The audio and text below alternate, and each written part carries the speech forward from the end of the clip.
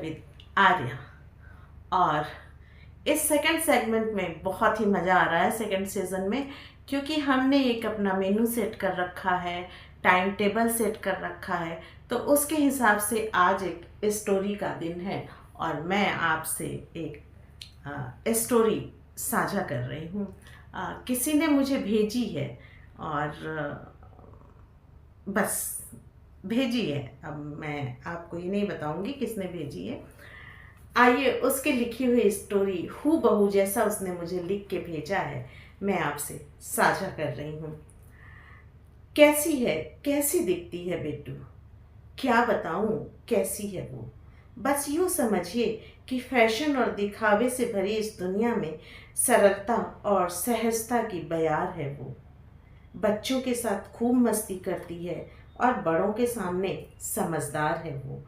Fashion के नाम पे केवल जीन्स के साथ कुर्ती और मेकअप के नाम पर आंखों में काजल और माथे पे एक छोटी सी बिंदी।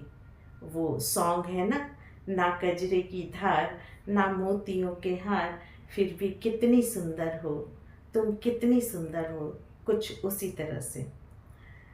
केयर में तो इतना अपनापन कि बिल्कुल माँ बन जाती है। झगड़े के वक्त लड़ नहीं पाती बेचारी, बस बस रोने सी लग जाती है।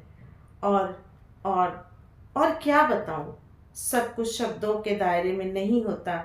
मैं कब उसे देखना मेरी आदत बन गई, पता ही नहीं चला। वो यानी नाम, नाम जाने दीजिए ना, नाम को सीक्रेट रखते हैं। आप मुझे कहाँ जानते हैं। वो मुझे मिली थी जब मैं अपनी दीदी के घर गया था। मेरी कोई सगी बहन नहीं थी। वो मेरी बुआ की बेटी निशु दी थी।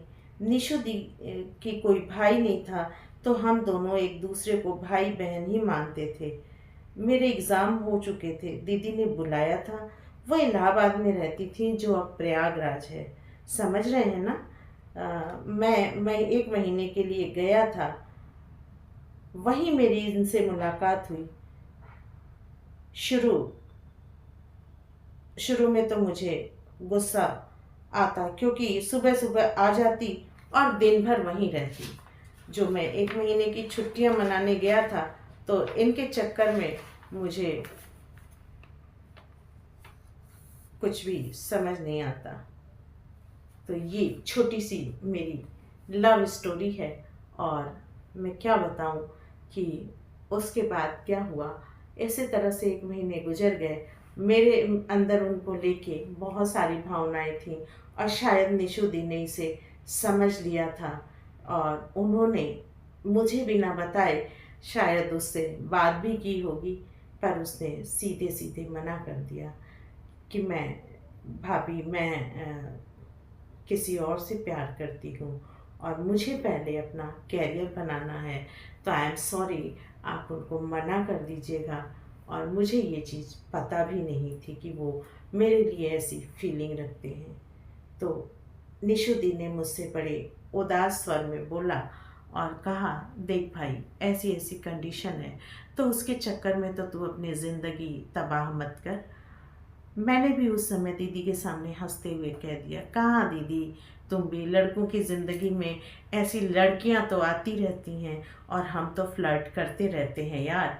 बस एक जलन सी होती थी कि मेरी दी का टाइम मुझे नहीं मिल रहा है, वो तेरे पास बैठी रहती थी, इसलिए मैंने सोचा थोड़ा फ्लर्ट व्लर्ट कर लेते हैं तो शायद कुछ हो जाए। पर इट्स ओके ना, मुझे कौन सा प्यार करना है, मुझे कौन सी शादी करनी है। ज़िंदगी ऐसे ही सुकून से गुजर रही है और ऐसे ही सुकून से गुजर जानी चाहिए यार। कौन इन प्यार और मोहब्बत और लब के झमेलों में पड़े। रात को 12-12 बजे तक, 2-2 बजे तक आप कॉल पे बात करो। सुबह उठ के आपको कॉलेज जाना ही जाना है, आँख ना खुले तो कभी क्लास मिस हो जाए। इससे अच्छा है कि इन झंझटों से दूर ही रहो। हालांकि निशु दी समझ गई थी, पर वो भी कुछ बोली नहीं, क्योंकि कोई ऑप्शन नहीं था।